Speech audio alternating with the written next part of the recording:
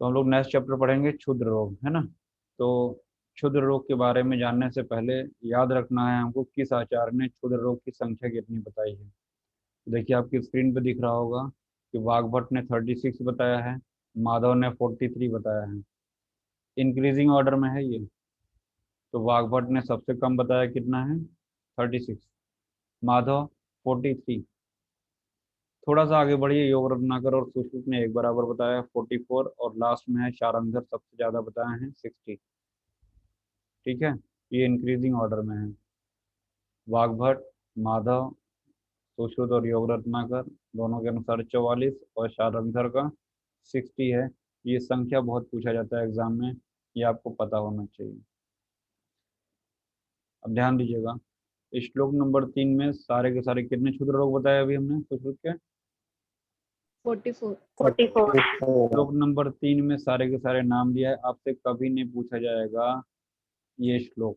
आपको सबसे इम्पोर्टेंट क्या है कि क्षुद्र रोग में दोष कौन से होते हैं और उनका लक्षण क्या होता है, विशेष रूप से ये आपको पता होना चाहिए।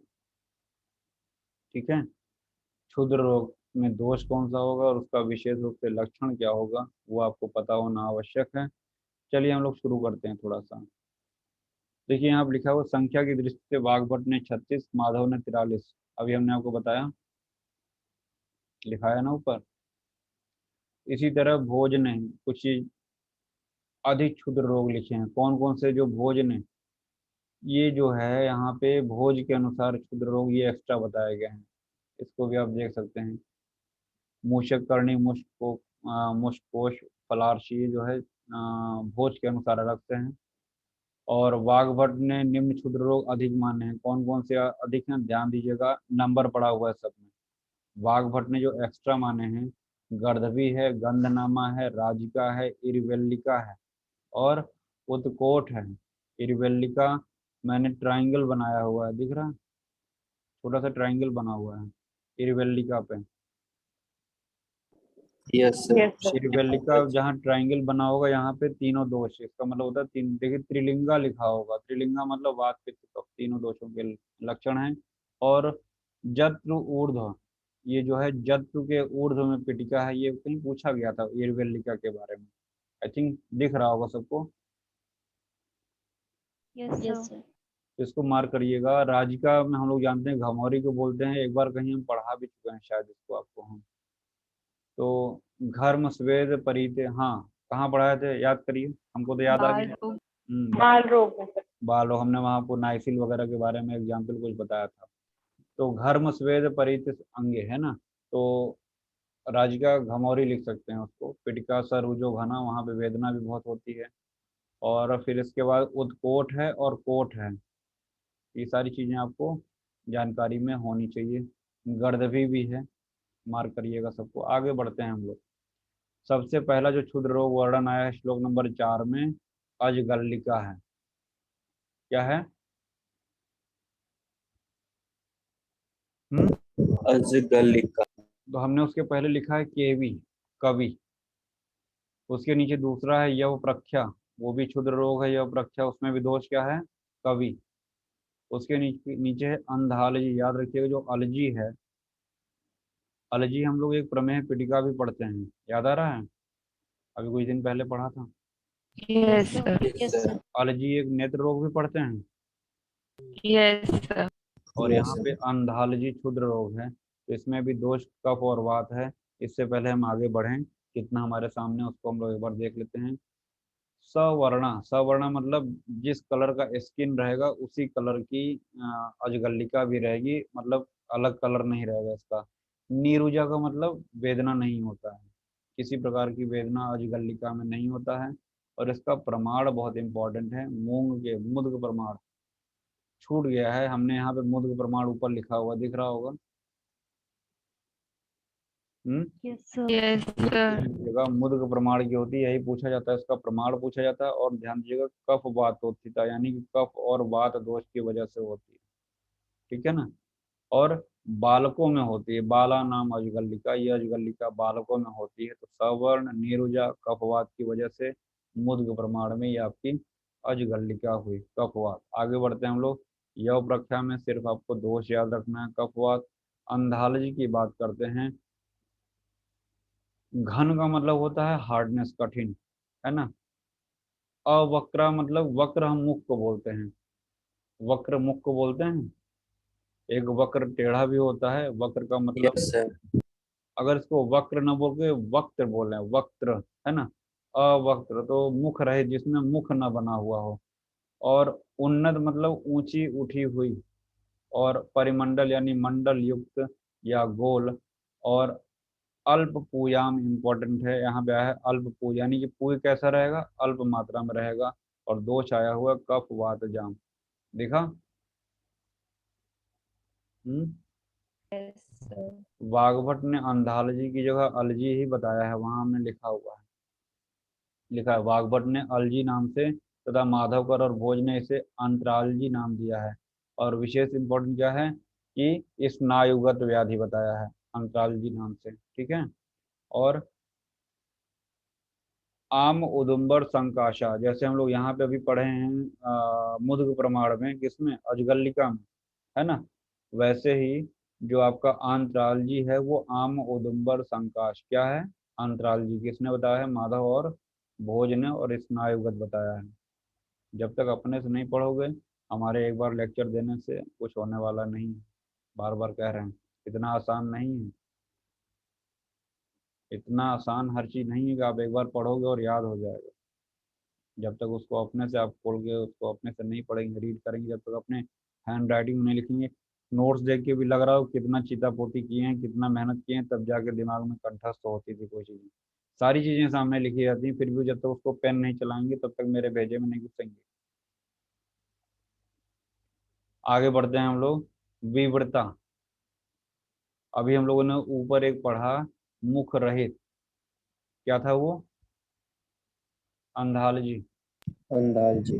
यहाँ पे विवृता नाम से ही लग रहा है, एक होता है संवृत, एक होता है विवृत। संवृत मतलब बहुत सकरा, विवृत मतलब फैला हुआ, यानी कि मुख चौड़ा है, विवृता, ठीक है ना।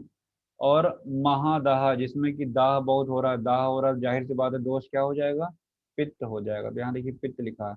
और ये पूछा गया है एग्जाम में, पक्व उदुम्बर सन्निधम। ध्यान दीजिएगा, आम उदुम्बर संकाश आपका आंतरालजी है भोज के अनुसार, और पक उदुम्बर संकाश जो है वो आपका विवृता है, पक उदुम्बर, पके हुए उदुम्बर के समान विवृता है। और एक देखिएगा आया हुआ पित्तोत्थाम, दिख रहा है ये, यानी दोष क्या हो गया, पित्त हो गया। समझे। Yes, sir. तो महादाह वेदना मतलब दाह बहुत होगा, और पक उदुम्बर, पके हुए गूलर के फल के समान। फिर इसके बाद है अगला कक्षपी। कक्षपी कवि, है ना। पंच व षड व दारुणा कक्षपोन्नता, कफ और वायु की वजह से, है ना। कच्छप के समान मध्य में ऊंची उठी हुई, यानी बीच में ऊंची उठी हुई, जैसे कछुए की पीठ उठी होती है ऐसा उभार रहेगा। 5 या 6 भयंकर पीड़ा युक्त, दारुणा, दारुणा मतलब बहुत ज्यादा कष्ट देने वाली, है ना, ग्रंथियों को कक्षपी कहते हैं। समझ में आया। ध्यान रखिएगा जहाँ पे 5 6 आ रहा है वो क्या होगा, कच्छप।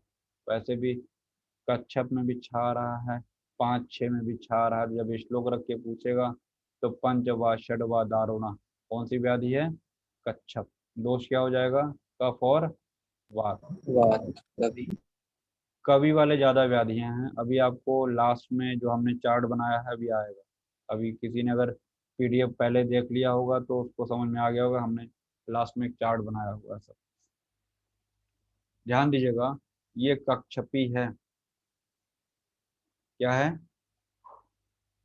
कक्षपी। कक्षप एक होता है तालुगत रोग, जब निदान 16 पढ़ेंगे वहां पे आपको कक्षप मिलेगा, जिसमें दोष क्या है, के, कफ। समझे। तो कक्षपी में केवी है, और कक्षप में क्या है, के। कक्षपी क्षुद्र रोग है, कक्षप तालुगत रोग है। इसके बाद अगला है वल्मीक। अगला जो क्षुद्र रोग है वल्मीक है।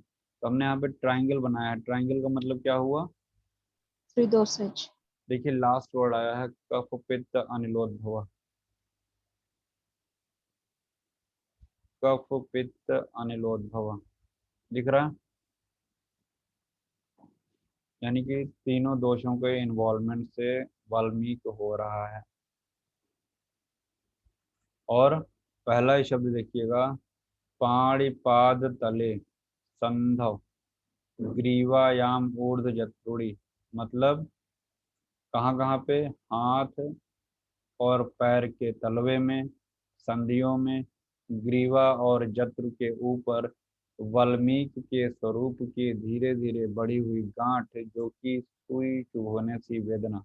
शनह शब्द आया होगा, यानी कि ये जो गांठ बन रही है ये कैसी? धीमे धीमे, शनह धीरे धीरे। और देखिएगा अगली लाइन में पहला शब्द आया होगा तोद, जैसे कोई सुई चुभो रहा। क्लेद, परिदाह, कंडू, कंडू भी हो रहा है ना। तो ये इम्पोर्टेंट है। वाल्मीकि वैसे किसको बोलते हैं?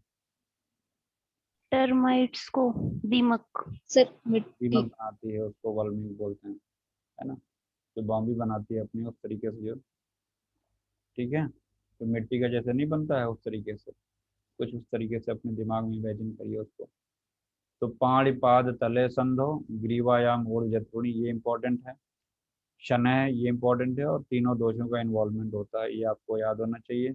माधव ने वाल्मीकि के जो लक्षण बताए हैं, विसर्प वध सर्पति, विसर्प के समान वो बहुत तेजी से फैलता है। अब ध्यान दीजिएगा, विसर्प के समान फैलता है, तेजी से नहीं बोला है उन्होंने। विसर्प के समान सर्पण होता है उसमें, किसमें?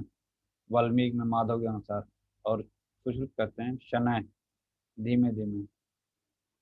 हमने ऊपर एक लाइन लिखा है, वाल्मीकि में छेदन करते हैं। जब चिकित्सा हम लोग पढ़ेंगे, चिकित्सा में किसी का क्षुद्र रोग का, तो वहां पे आएगा वाल्मीकि की चिकित्सा क्या है? छेदन कर्म। समझ में आया? Yes sir. फटाफट जितना भी हमने बताया उसको रिवाइज करिए। तो जितना भी हमने बताया उसको, यही क्षुद्र रोग में। अगला है आपका इंद्र वृद्धा। इंद्र वृद्धा दोष क्या है? वात और पित्त, मैंने पहले लिखा हुआ है। इंद्र वृद्धा पद्म पुष्कर वन मध्य पीड़िका भी, यानी कि पद्म हम जानते हैं कमल को बोलते हैं, है ना। तो कमल की कर्णिका के आकार की, वैसे भी इंद्र जो है देवता हैं, कमल जो है पुष्प है ना। तो पुष्प देवता पे ही चढ़ा जाता है। तो पद्म पुष्कर याद रखिएगा।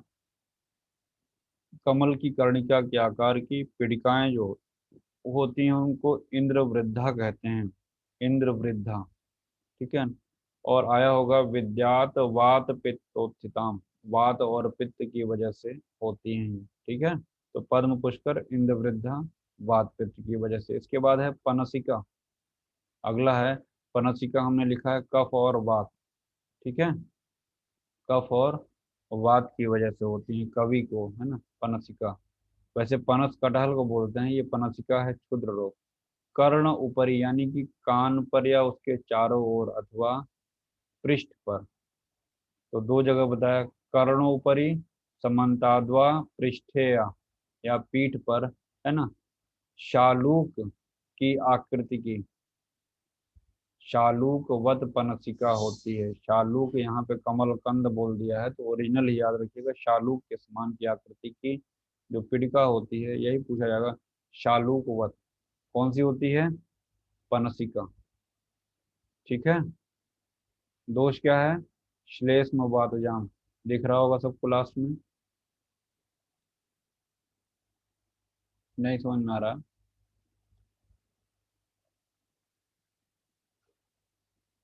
हम्म। आ रहा है सर। देखा सर। यहाँ एक चीज छूट गया था, बागभट में गर्दभिका आया हुआ है। अभी हम लोगों ने जब शुरू में बताया था कि बागभट का इरवेलिका वगैरह नहीं बताया, अभी शुरू शुरू में पीछे उड़ जादूगत वाला, वहां पे यस ये सर। भी आया था यस सर, गर्द भी। गर्दभिका। तो पद्म कर्णिकाकार आया है वहां पे, जैसे यहाँ पे पद्म पुष्कर वन मध्य है ना इंद्रवृद्धा में, वैसे ही वागभट ने गर्दभिका में पद्म कर्णिकाकार शब्द प्रयोग किया है। और वो बात पित्त है, वो भी है, तो याद रखिएगा इसको, ठीक है। इसके बाद अगला है पाषाण गर्दभ, इम्पोर्टेंट है ये। पाषाण गर्दभ, ठीक है ना।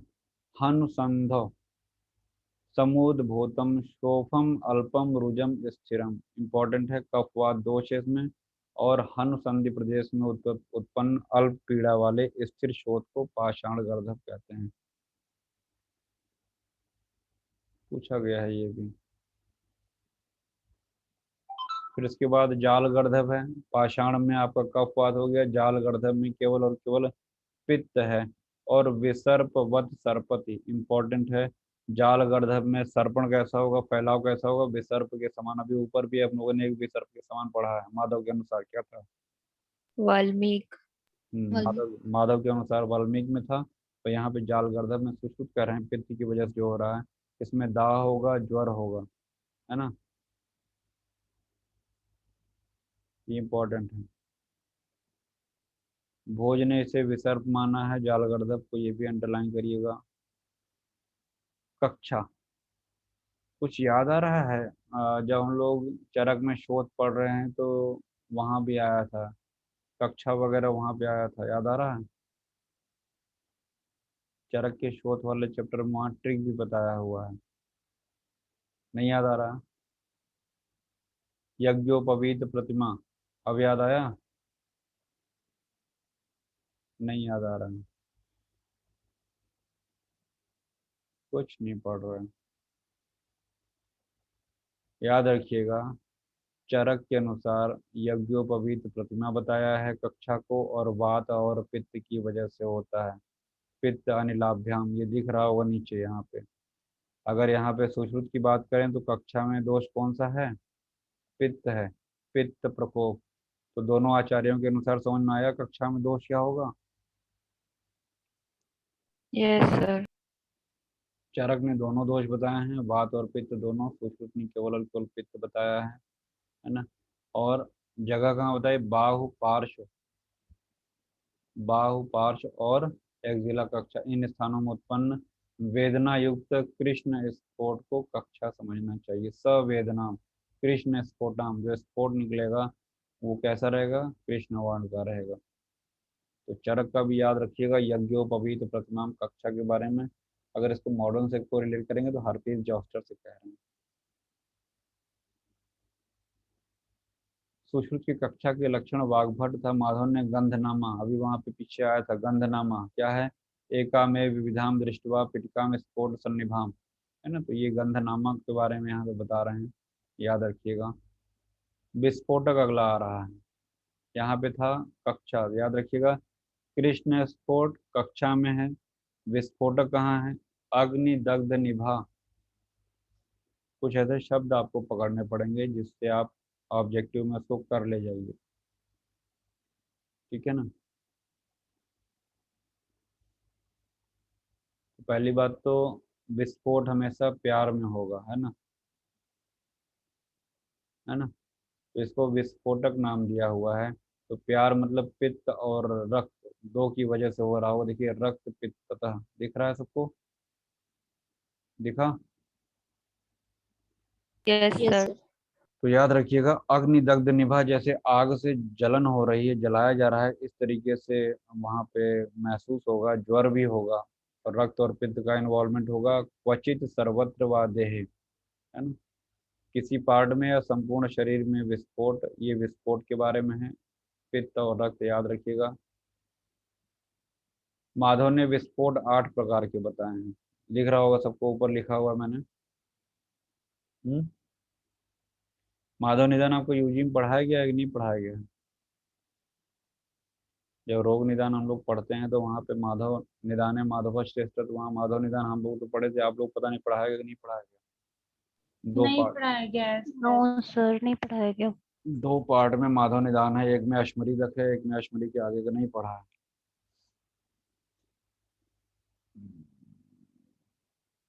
मेरी भी दोनों किताबें किसी जूनियर ने ले ली थी। जूनियर इतने बदमाश होते हैं, किताब लेने के बाद लौट आते हैं। बहुत सी किताबें मेरी भी हैं। मणिपाल की सर्जरी, ये वो बहुत सी, अगर सोचते हैं कभी तो खैर माधव पढ़ना चाहिए।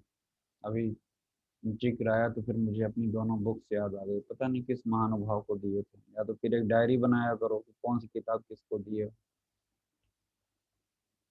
चलो, तो माधव ने 8 प्रकार के विस्फोट बताए हैं, VPKRS और द्वंद्वज, जो द्वंद्वज है वो या पे है और एक दोष है साध्य है, और एस और आर यानी सन्निपातज और रक्तज जो है वो कैसा है, असाध्य है। दिख रहा होगा स्क्रीन पे सबको।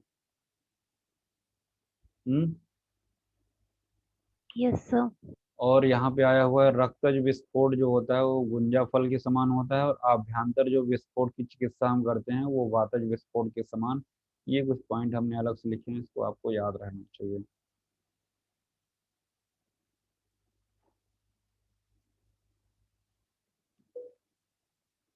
आगे बढ़ते हैं थोड़ा सा, ज़्यादा नहीं, थोड़ा सा और बता के, मुझे पता है एग्जॉस्ट हो रहा होगा, सब एक साथ पढ़ाना संभव नहीं है। अग्निरोहिणी और चिप दो और देख लीजिए, फिर उसके बाद समाप्त करते हैं। अग्निरोहिणी, हम लोग रोहिणी पढ़ेंगे निदान 16 में। यहाँ पे क्या है, अग्निरोहिणी, उसके पहले हमने क्या लिखा हुआ है, एस लिखा है। एस का मतलब सन्निपात से। सन्निपात। तो देखिए यहाँ लिखा हुआ सन्निपात, रोहिणी सन्निपात से। कच्छा भागे यानी एक्जिला में स्फोट होता है, अंतर्दाह ज्वर, है ना, ये सारी बातें यहाँ पे लिखी हुई हैं। और सप्ताह यानी 7 दिन में, 10 दिन में, और पक्ष यानी कि 15 दिन में ये मनुष्य को मार डालता है। तो ये जो 7 दिन, 10 दिन और एक पक्ष यानी 15 दिन में कह रहे हैं, तो हमने देखिए नीचे यहाँ लिखा हुआ है 7, 10, 15 लिखा है। 7 दिन के नीचे देखिए मैंने वात लिखा हुआ है, 10 दिन के नीचे पित्त लिखा हुआ है, 15 दिन के नीचे कफ लिखा हुआ है। तो क्रमशः जो वात, पित्त और कफ है 7, 10 और 15 दिन में मनुष्य को मार देता है अग्निरोहिणी में। अब समझ में आ गया होगा क्या बताया जा रहा है। अगर वात डोमिनेंट रहेगा तो 7 दिन में, पित्त डोमिनेंट रहेगा तो 10 दिन में, और अगर कफ डोमिनेंट रहेगा तो 15 दिन में मनुष्य को मार देगा।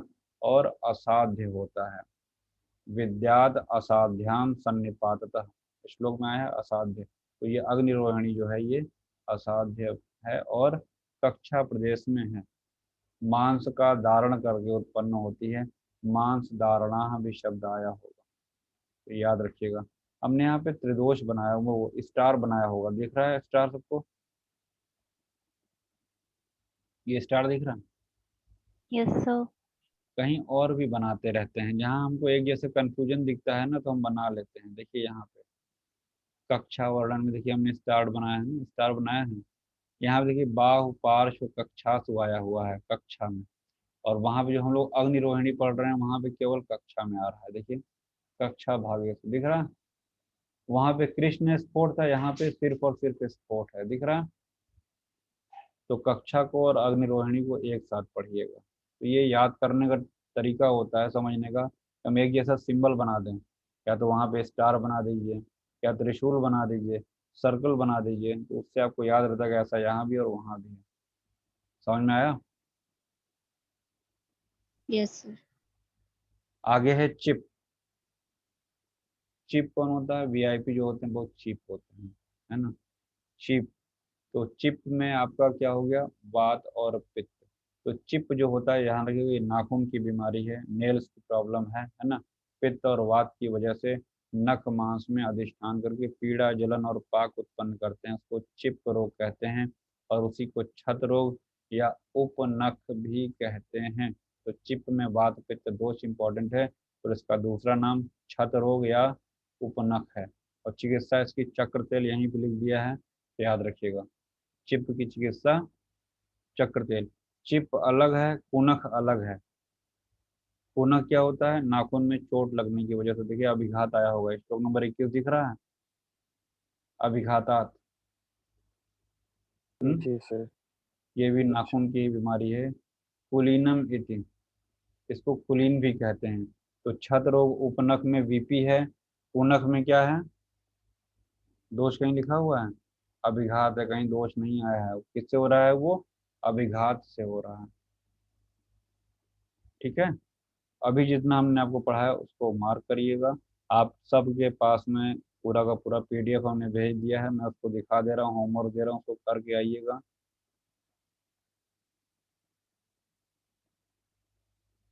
इस तरीके से सबके पास बना होना चाहिए।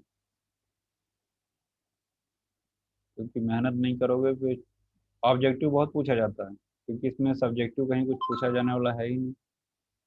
दोष लक्षण ऐसे रख के धुआंधार क्वेश्चन पूछे जाते हैं इससे।